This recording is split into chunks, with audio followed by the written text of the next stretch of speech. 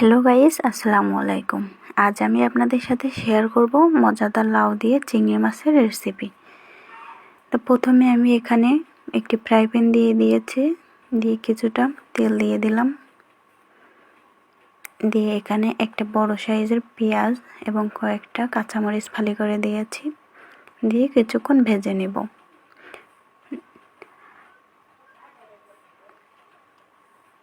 এখন আমি দিয়ে দিলাম কেটে ধুয়ে রাখা চিংড়ি মাছ, দিয়ে আর একটু মশলার সাথে মিশিয়ে ভালোভাবে ভেজে নেব।